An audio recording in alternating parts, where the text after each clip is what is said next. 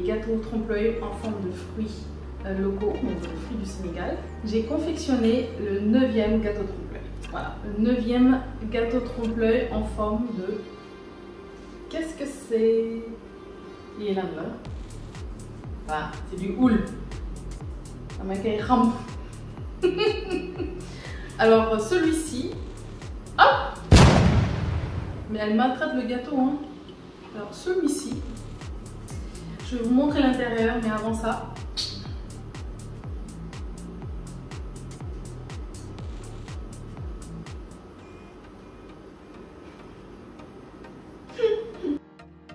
alors c'est parti. Je vais commencer par confectionner mon cake au houle. Donc je vous mets le lien de la recette vers mon autre chaîne YouTube en description sous la vidéo. Alors donc sur cette chaîne en question, je partage des recettes à base de denrées locales.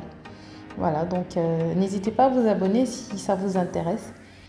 Ensuite, une fois que j'ai enfourné donc mon cake, je vais passer à la confection des cookies.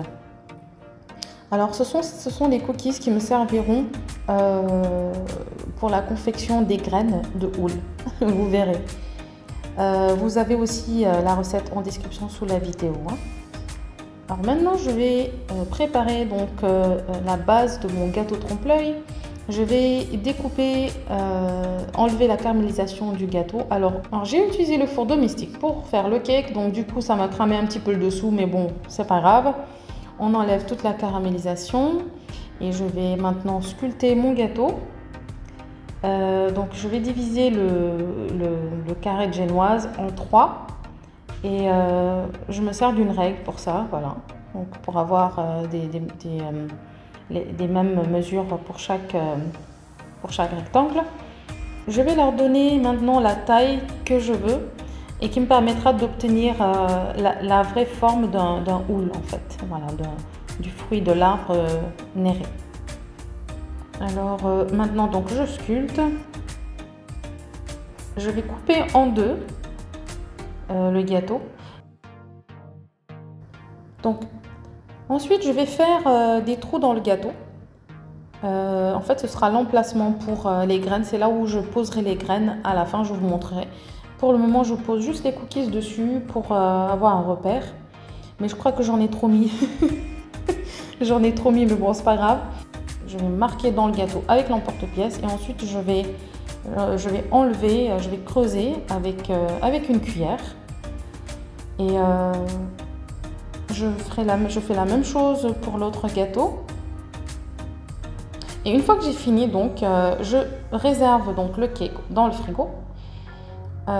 Je vais maintenant fourrer en fait les cookies avec de la ganache au chocolat. Je vous mets le lien de la recette pour la ganache au chocolat sous la vidéo aussi. Ensuite, une fois que c'est fait, donc, je vais passer à la crème de fourrage. Donc. Alors c'est une crème mousseline, hein, vous avez la recette aussi sur ma chaîne. C'est une crème mousseline à laquelle j'ajoute de la poudre de houle. Alors je vais colorer la pâte avec du colorant jaune. Parce que le houle c'est vraiment un jaune poussin très très vif. Donc je vais colorer légèrement la pâte. Et je passe maintenant au fourrage de mon gâteau. Alors je vais commencer par étaler une fine couche de crème mousseline donc. Et je vais faire en sorte d'avoir de la crème mousseline à peu près partout en fait sur la surface du gâteau. Et par contre il ne faudrait pas que je cache les trous du gâteau parce que voilà, c'est la place prévue pour poser les cookies, pour poser les graines. Ensuite, je vais déployer du papier film au-dessus. Donc, vous m'avez déjà vu faire avec d'autres gâteaux pour repasser sur les reliefs, voilà, pour mieux définir les trous. Ensuite, je vais saupoudrer de la poudre de houle sur le gâteau. Voilà, pour qu'à la découpe, ça fasse vraiment, déjà qu'on ait la couleur du houle, mais aussi que ça fasse vraiment effet fruit réel. Ensuite, pour le deuxième gâteau, donc j'ai choisi de faire une garniture vraiment très simple. Il s'agit juste de mélanger la poudre de houle avec de l'eau. Voilà. et un petit peu de sucre, un petit peu comme on faisait quand on était petit. Moi, je mettais le houle avec un petit peu d'eau et du sucre. C'est incroyable le nombre de choses qu'on peut faire quand on est enfant, avec toutes ces friandises, ces fruits qu'on a ici, les fruits du Sahel en l'occurrence. C'est trop marrant. En tout cas, ce sont d'agréables souvenirs.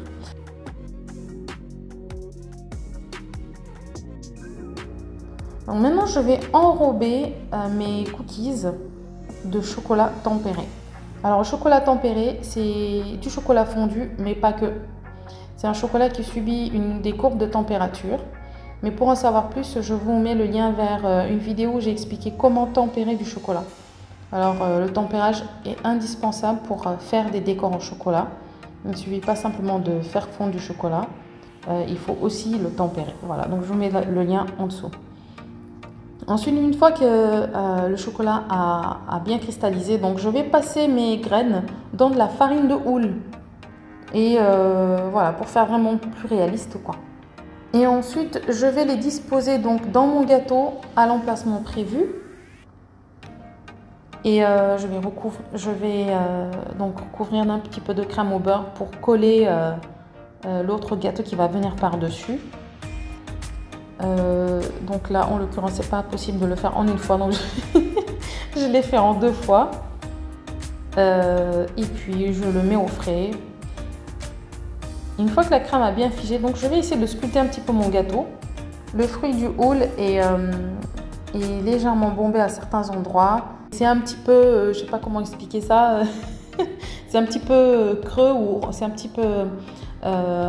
il y a des endroits creux, des endroits bombés, bon voilà. C'est très très léger, mais voilà, c'est ce que j'essaie d'imiter ici. Mais vous verrez qu'après, en fait, je ne vais pas dire que ça n'a pas servi à grand chose, mais on ne verra plus trop cette sculpture, toutes ces définitions et ces reliefs, on ne verra plus trop. Mais je m'efforce de faire mon mieux pour vraiment me rapprocher de la forme du houle. Alors donc là, je recouvre de crème au beurre.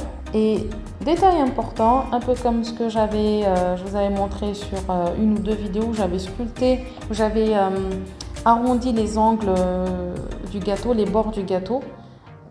On va vraiment découper avec un couteau les bords, les angles. On va les arrondir pour donner une forme plus réaliste. Voilà.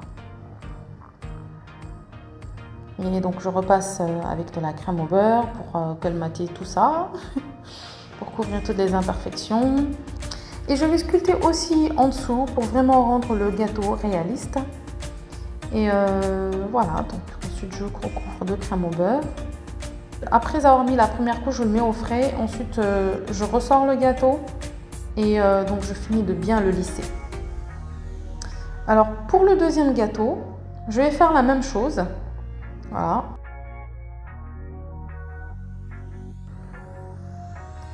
Je recouvre de crème au beurre et je le mets au frigo.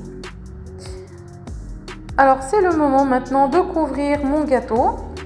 Mais avant ça, je passe une couche de poudre de houle par-dessus. Voilà, toujours dans l'objectif qu'à la découpe, ça fasse naturel. Que ça imite vraiment l'intérieur du houle. Et vous verrez après ce que ça donne. C'est super, c'est génial. Alors maintenant, je vais couvrir donc mon gâteau de pâte à sucre. Donc vous avez vu la couleur que j'ai pris. Alors j'étais pas très satisfaite de la couleur, mais bon, je me suis rattrapée après, vous verrez. C'est-à-dire qu'il n'y a pas une seule couleur définie pour le houle, parce qu'en faisant des recherches, j'ai vu qu'il y avait des nuances dans les couleurs. Des fois c'était un peu kaki, des fois c'était un peu gris, verdâtre. Il y en a qui sont un peu rougeâtres, on va dire, à certains endroits. Bon, voilà, on va se débrouiller pour trouver la couleur parfaite. Alors, vous voyez que j'essaie d'appuyer un petit peu sur les démarcations que j'avais faites pour donner vraiment la forme de la coque du houle. Voilà, c'est un peu léger, mais bon. Voilà, on fait de son mieux. Ensuite, je vais tracer une ligne au milieu du gâteau, sur toute le côté du gâteau. Donc, je ne suis toujours pas satisfaite du gâteau, hein, ça ne ressemble pas à un houle. Donc pour ça, je vais essaye d'appuyer, de pincer au niveau de... En fait, là où j'ai mis le trait, je vais pincer comme pour aplatir un petit peu les bords, pour imiter justement la forme de la coque en fait. Voilà. Je trouve un peu trop arrondi mon gâteau, je vais arranger tout ça. Alors je recouvre le deuxième gâteau, pareil, je fais les démarcations pour imiter le fruit.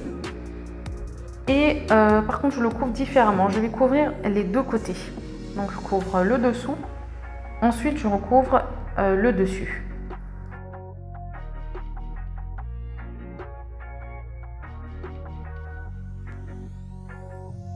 Ensuite je vais confectionner la tige, donc voilà. Et puis je la mets de côté.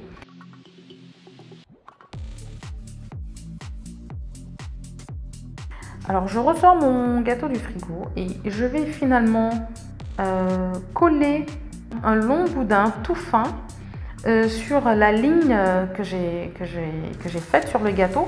Voilà. Pourquoi? Alors parce que je trouve que le gâteau n'est pas assez réaliste et je veux imiter le côté légèrement plat de part et d'autre de la coque du fruit, comme vous voyez sur la photo. Et donc je colle mon boudin de pâte et ensuite je vais faire une pâte avec la pâte à sucre. Avec cette même pâte à sucre, je vais ajouter de l'eau et écraser la pâte à sucre dans l'eau, en faire une pâte et je vais la mettre dans une poche à douille.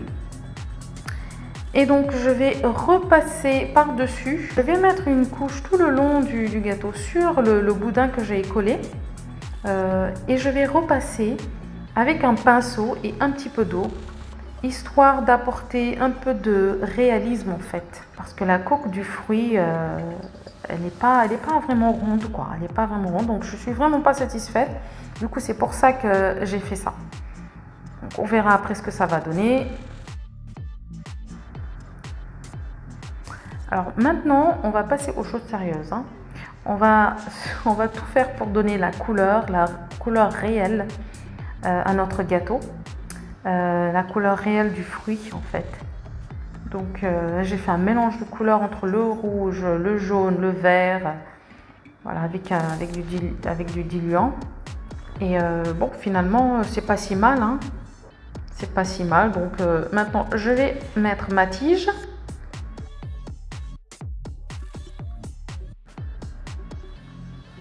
Et bouquet final, je prends de la poudre de moringa et de la poudre de baobab. Je mélange, ça me fait une sorte de couleur assez proche de la coque en fait du fruit. Et je vais saupoudrer le dessus du gâteau. Ça va boire un petit peu cette humidité déjà. Et ça va donner un côté vraiment mat. Ensuite, je vais balayer l'excès avec un pinceau. Mais bon, honnêtement, de vous à moi, je pense que j'aurais pu faire mieux par rapport à la couleur et à la forme. Mais bon, c'est pas grave. Je me rattraperai en perfection sur le prochain gâteau trompe-l'œil. Donc voilà, c'était tout pour le gâteau trompe-l'œil en forme de houle. J'espère que vous avez apprécié. Alors si vous aimez ce format de vidéo, faites-le moi savoir en commentaire. Si vous voulez que je fasse un fruit en particulier, mentionnez-le moi en commentaire aussi. Ce sera pour moi évidemment un plaisir de le faire. Alors n'hésitez pas à partager la vidéo autour de vous.